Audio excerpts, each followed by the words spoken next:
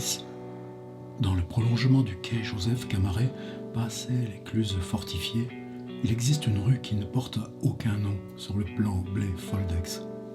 Après avoir laissé sur sa droite le cantonnement de l'escadron amphibie du 519e régiment du train, cette rue sans nom longe les hangars 19 à 21 de la chambre de commerce et au-delà le terre-plein du terminal forestier.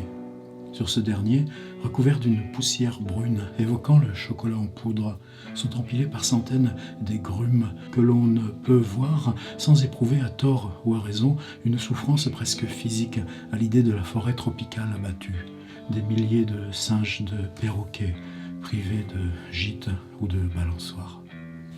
Du côté opposé au hangar, elle est surplombée de quelques dizaines de centimètres par une chaussée pavée inaccessible aux véhicules, encaissée entre un haut talus planté de tamaris et un garde-corps en pierre dans lequel se voient au moins 2 créneaux. Si l'on observe à hauteur de chacun de ces créneaux, plusieurs barreaux d'une échelle métallique sont encore fichés dans la pierre. Il devient évident que la chaussée pavée était celle d'une digue et que, là où passe aujourd'hui la rue sans nom, la mer, distante désormais de plusieurs centaines de mètres, venait autrefois lécher un quai dont seul le garde-corps a survécu au remblaiement. Tous les ports, inévitablement, se développent ainsi en déplaçant ou en remodelant la ligne du rivage au fur et à mesure de leur croissance, en absorbant des pans entiers de marécages, de prairies, de plages ou de vasières, et parfois des morceaux de villes, en asséchant et en creusant, en faisant disparaître des paysages pour en créer d'autres. Il est assez rare que subsistent des vestiges identifiables de ce qu'ils ont au passage détruit ou recouvert, comme la digue pavée de la Palisse, ou comme ce clocher que l'on voit à Anvers se dresser au milieu du terre-plein à conteneurs de Churchill Dock. Alors ça va être une vidéo tranquille, une vidéo où on laisse faire. Je sais pas trop où je vais, sauf que c'est extrêmement important pour moi. Ces derniers temps, vous savez que j'ai été beaucoup remué par ce livre de Judith Schlanger, Présence des œuvres perdues. Je crois que toute cette série, c'est ce dont on se souvient de nos lectures, ce qui nous habite de nos lectures, vient de cette modification de paysage qu'a induit pour moi le livre de Judith Schlanger. Merci à Zélie Fayol de me l'avoir signalé. C'est-à-dire comment, dès lors qu'on écrit, même ce qui ne nous est pas parvenu à échelle des siècles, de l'histoire de l'écriture ou de l'histoire récente, tout ce cavale en permanence une époque parce qu'elle ne sait pas le reconnaître et que peut-être rétrospectivement on va aller rechercher dans le passé et reconstruire comme fondateur, mais malgré ça, ça travaille dans l'immédiat du présent.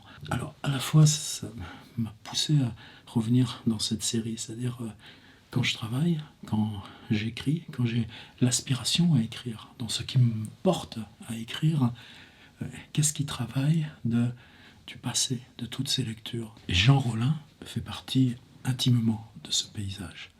Et là, tout d'un coup, ça a été une suite de chocs. La première chose, c'est-à-dire d'aller à tel endroit, là, de mes étagères, où je pensais être des livres importants pour moi de Jean Rollin. Surprise, il n'y était pas. La dernière fois que j'ai souvenir d'avoir eu ces livres dans la main, j'en avais sélectionné 3. Terminal Frigo, dont je vais vous reparler et dont je viens de lire un tout petit bout. Le début de la Palisse, puisque la Palisse est pour moi aussi un paysage d'enfance. Savannah, qui est un de ses livres les plus récents. Je vais vous raconter l'histoire aussi, puisque c'est pour ça qu'on est là, raconter des histoires. Et puis un livre plus ancien, mais dont je me sers très régulièrement en stage, qui s'appelle Zone. Et ces 3 livres, c'est pas les seuls que j'ai lus de Jean Rollin. J'en ai, je sais pas combien il a pu en publier. 2, 4, 6, au moins 8 ou 9 chez POL. Je crois que c'est le 10e qui vient de paraître. Il s'appelle Crack. Et puis 2, 4, 6, 8, 10, 12, 14, 16, 18, plein d'autres chez d'autres éditeurs. Mais j'en ai lu quand même un gros paquet. Et je crois que c'est une espèce de présence qu'on anticipe, qu'on attend, qu'on est prêt à recevoir à nouveau. Et autant pour l'objet livre lui-même que pour l'expérience dont il est la trace. Et puis la grande silhouette mince, silencieuse, aérienne de Jean Rollin qui traverse traverse au loin cette expérience, tout en sachant que si le livre est publié, c'est que lui, il est déjà dans une autre. Et donc, j'ai été confronté, mais ça fait 5 jours de ça, à ce truc complètement idiot, que j'avais un coin dans le garage à côté, où je stocke énormément de trucs, où j'avais tout un paquet de livres de Jean Rollin, mais pas ces 3-là, et que la dernière fois que j'avais vu ces 3-là, je les avais emmenés dans je sais pas quel stage ou workshop ou atelier. Et alors peut-être qu'ils sont simplement dans mon placard à Cergy, j'en sais rien. Mais en tout cas, ces 3-là, il m'arrive aussi souvent de perdre des livres. C'est pas qu'on me les fauche, ça doit arriver aussi. Mais bon, on part, et puis ils étaient dans un coin d'une salle, parce que quelqu'un s'était mis dedans. Et puis... Donc je rachète souvent ce genre de livres. D'abord, en plus, ils s'usent. Ça fait rien, Terminal Frigo. Je l'ai aussi en version ordinateur. Alors, histoire. Terminal Frigo. Un type décide, le narrateur, donc Jean Rollin, de faire le tour de la France en prenant tous les ports On commence à Dunkerque. Il y a un passage extraordinaire sur Calais, bien avant que on ait fait le dur et le violent ménage à Calais. Là, tout d'un coup, on a une leçon exceptionnelle de fraternité avec ces errants, ces migrants qui s'appellent parka, simplement parce qu'il a un parka, ou ces discussions qui s'amorcent à la bibliothèque, parce que c'est le seul lieu un petit peu chaud, dans le fond d'un bistrot. Et puis, ça descend Le Havre, Brest, Saint-Nazaire. Saint-Nazaire qui est un lieu un petit peu spécial, parce que souvent, Jean s'abrite, vous savez, la structure dirigée par Patrick Deville, qui s'appelle la MIT, Maison des écrivains étrangers, je sais pas quoi. Et c'est un petit peu pour lui un lieu d'isolement, prêt à écrire, donc il connaît intimement, par cœur. Il y a des histoires sur les archives du port, sur le Jean Bart, des incursions dans le chantier, dans la base sous-marine, et puis ça continue, Bordeaux, etc., et puis les ports méditerranéens, Toulon. Drôle de façon de composer un livre. Et puis tout d'un coup, donc, n'ayant plus ce livre à disposition, je me disais, mais qu'est-ce qu'il me reste ? C'est-à-dire que là, le lisant en version numérique, je découvre que toutes les histoires qu'il m'a racontées sur le Jean Bart à Saint-Nazaire, je les avais retenues. Que ma vision de Calais et sa jungle de migrants, je l'avais fabriquée beaucoup plus à travers du récit intime et du partage que fabrique Jean Rollin, que de tous les éléments d'information ou de presse que j'ai pu recevoir par ailleurs, et que je l'avais mémorisé. Mais je ne l'avais pas mémorisé en tant que livre. C'est un livre sans événement. Un livre Dunkerque, par exemple. Ce qui est génial dans son passage sur Dunkerque, c'est qu'il trouve une piole à louer tout en haut d'une espèce de tour, piole à louer à la semaine. Et puis là, simplement, ce truc est isolé. On découvre qu'il a une paire de jumelles, et que c'est ses observations à la jumelle de bâtiments, de bateaux, d'allées-venues, loin, qui vont faire le corps du chapitre, rien plus. De quoi on se souvient. Et pourtant, ce sentiment de présence, ce sentiment de faire exister, cette rue qui n'a pas de nom, ces petits arceaux de métal rouillé, scellés dans la pierre, et qui indiquent que là, à un moment donné, autrefois, il y a eu un quai. Ces choses-là suffisent à non pas nous renseigner sur le présent, mais à savoir qui on est quand on marche, qui on est quand on regarde, comment on regarde, comment travaille sur nous cette présence du monde. Et chez Jean Rollin, elle est toujours lestée de tous les enjeux de notre humanité. Dans Terminal Frigo, je ne sais plus dans quel port, peut-être Le Havre, c'est des histoires de dockers, de syndicats, de négociations. Et puis tout ça arrive là parce que, précisément, le moment où il y réside, il y a ce truc qui est en cours. Prenez Zone à l'inverse, donc on est plus ancien. Est-ce qu'il y a un cahier des charges ? Oui. Jean Rollin habite à Paris, je crois vers le 18e arrondissement. Eh bien, il décide de faire tout le tour de Paris pendant 4 mois sans jamais revenir dormir chez lui. D'ailleurs, il n'y arrive pas. À un moment donné, il craque, ou je ne sais pas pourquoi, mais enfin, en tout cas, il interrompt le voyage. Et au bout de 3 stations de métro, ça y est, il est chez lui. Et puis, Ensuite, il recommence son grand tour. De quoi je me souviens de zone? C'est des souvenirs lacunaires, partiels. C'est-à-dire, par exemple, je crois que c'est vers Gennevilliers, ou en tout cas dans ce coin-là. Je pense que c'est Gennevilliers, mais je ne suis pas sûr. Peut-être Boulogne. Il est dans un hôtel. Cet hôtel donne sur la gare. En même temps, c'est un carrefour qui est une espèce de centre-ville de cette banlieue proche.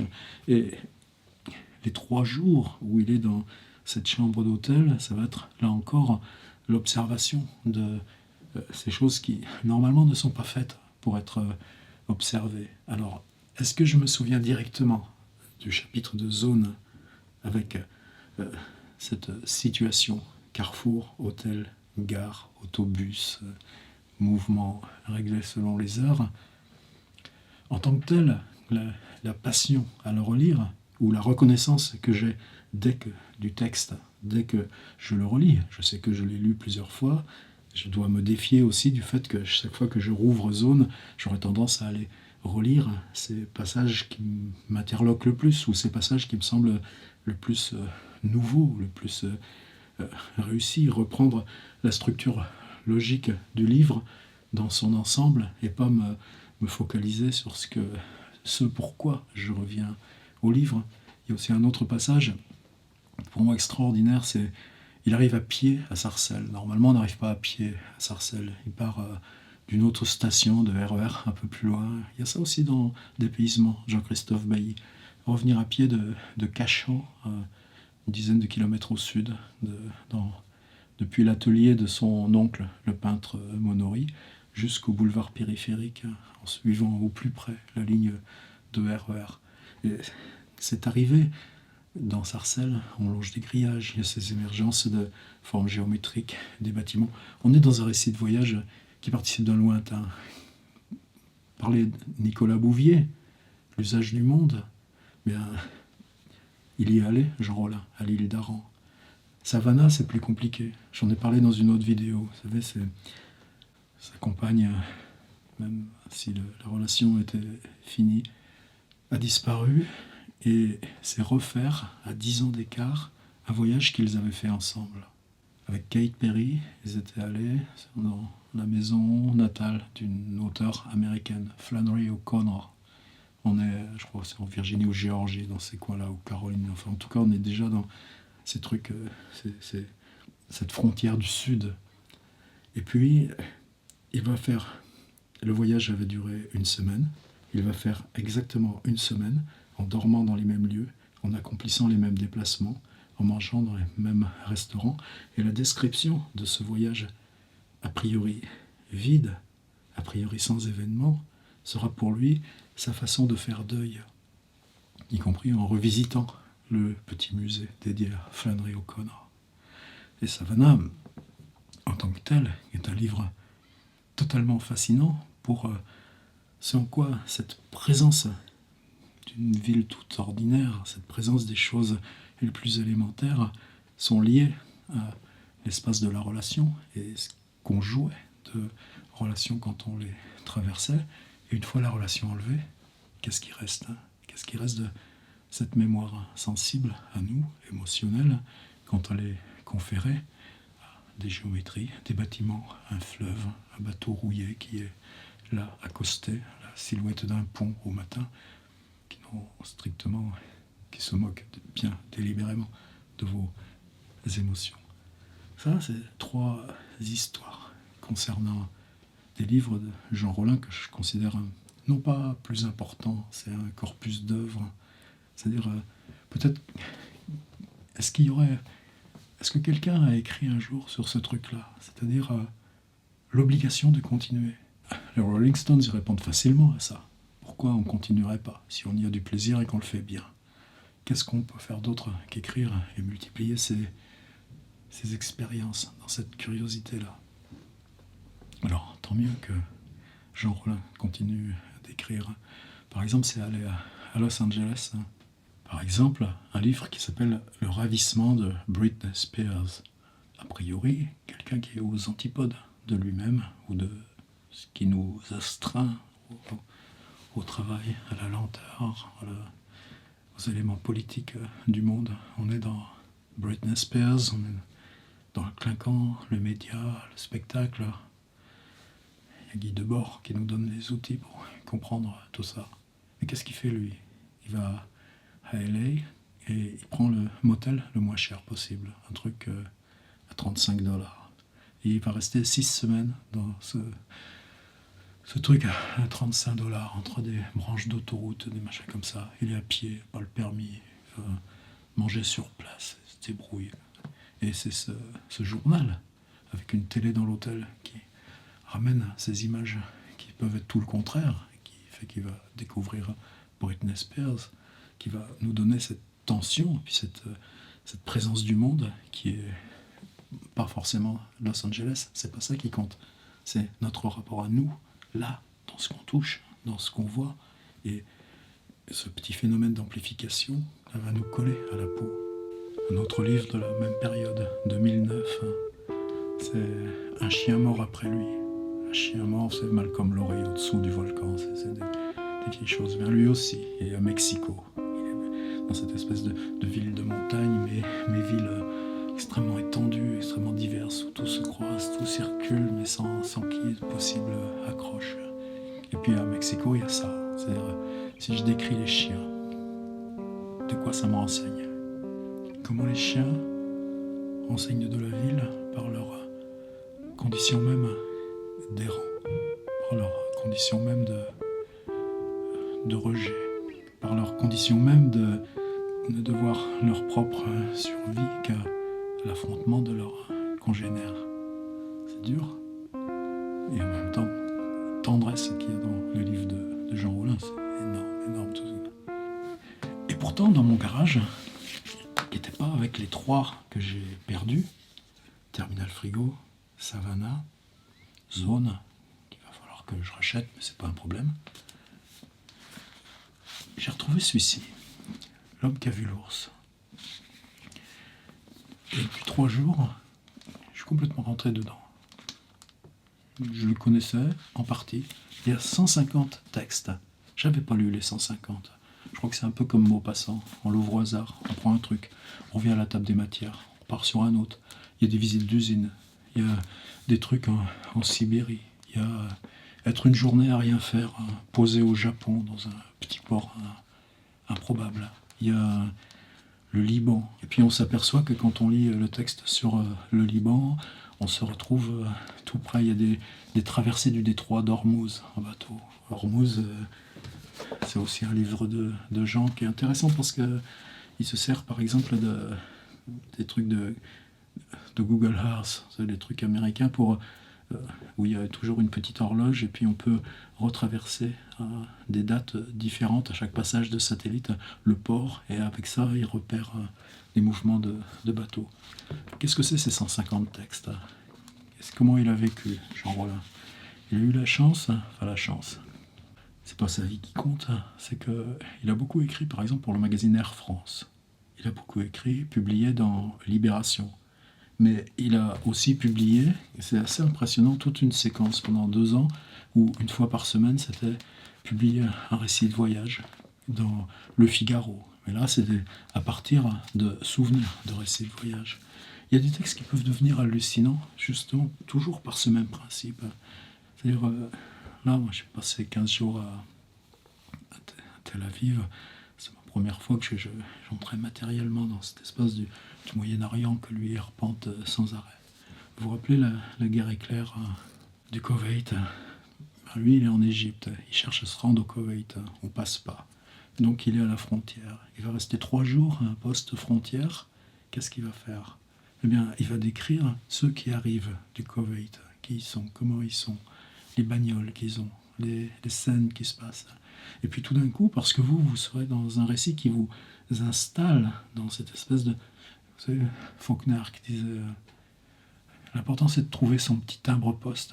Après, il faut qu'on creuse. Eh bien, on est dans ce minuscule timbre-poste d'un poste frontière entre l'Égypte et le Koweït au temps de la première guerre d'Irak. Et tout d'un coup, c'est toutes les tensions du monde entier qui semblent émerger là. Et la question pour moi sur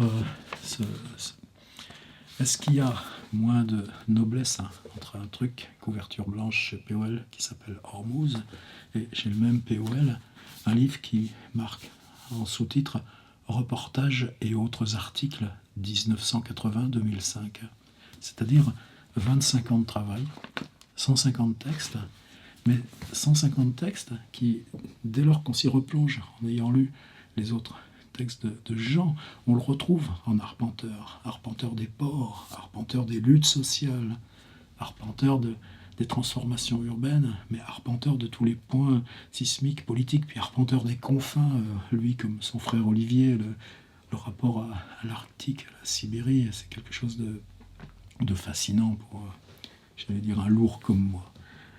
C'est un être de grâce qui est allé plus loin, et qui a inscrit ça en phrases toutes simples. C'est là où ça recroise avec Judith Schlanger, c'est-à-dire se dire que Terminal Frigo, Savannah, je peux en avoir un souvenir précis. Zone, je peux avoir une suite de souvenirs extrêmement lacunaires. Terminal Frigo, je ne pouvais pas en avoir souvenir, parce que ce dont il me renseigne, c'est des choses que j'assimile comme étant du réel, et non pas même du livre qui me le révèle, et qui sont puissantes parce qu'elles m'enseignent à regarder, mais que je les vis et traverse dans le livre comme étant cette confrontation directe au plus ordinaire du monde. Et c'est justement ça qui nous est précieux, qui nous est nécessaire. Et quand je lis ce truc-là, oui, on est dans des articles, on est dans une journée au bout de la Turquie, on est en Afrique du Sud, on se retrouve en Grèce, une guerre qui n'est pas déclarée, des situations d'attente. On est dans un espace qui ne s'appelle pas fiction, mais dans ces livres, littérature, on n'est pas non plus dans un espace de fiction, on est dans un espace d'expérience. C'est le lieu de publication, c'est parce qu'on le publie dans Le Figaro, Libération ou le magazine Air France que ce texte devient un objet soi-disant non littéraire, et que ce petit fractionnement du réel, en quoi est-ce qu'avec la littérature, on a quelque chose à dire, et que sur ces lieux qui sont les lieux du dire, les lieux du renversement, les lieux de la cassure de comment on dit, ou sur ce quoi on a à dire, ou ce qui nous constitue dans notre humanité, parce que c'est à cet endroit-là qu'on l'inscrit. Le fait de travailler sur ces formes plus brèves, il y a un truc extraordinaire, c'est au tout début du livre, Jean Rollin à François Bon, avec le salut amical.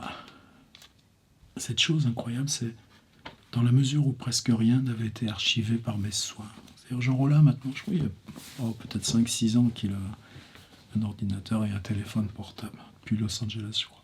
Ce qu'il avait écrit et publié dans tous ses journaux, lui-même ne l'avait pas gardé. Dactylographie ou ordinateur imprimé, donné, payé, au revoir. Et cette œuvre qui s'est faite à l'écart de lui, autour, en amont, tout d'un coup, ce qui change juste, c'est l'échelle par rapport à des livres comme Hormuz, ou l'implication, ou la taille de l'instant.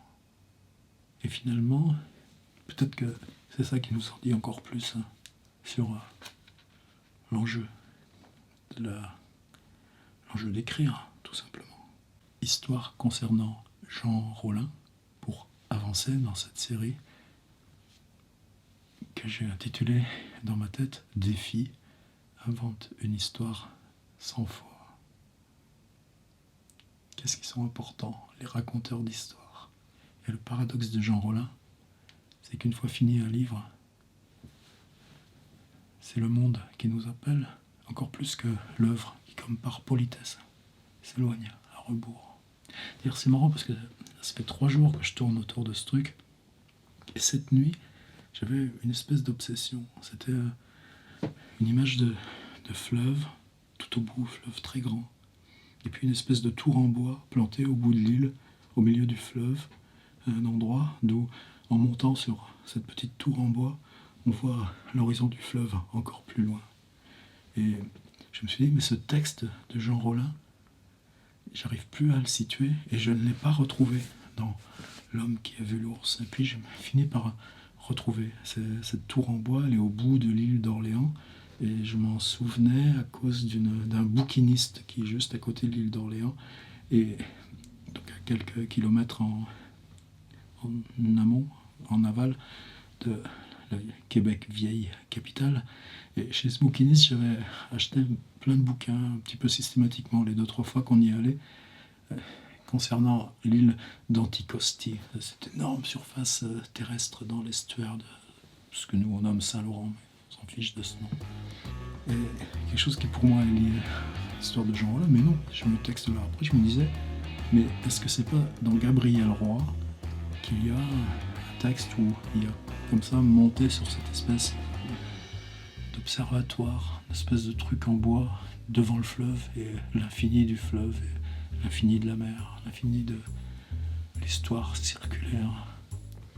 Puis non, après c'est simplement, c'est pas non plus chez Gabriel Roy. C'était juste un souvenir réel et que l'immersion dans ce jour-là me faisait réaccéder à des souvenirs plus intimement liés, comme ça, à ce côté lacunaire de la présence du monde, là où le plus ordinaire surgit à nous dans une poésie.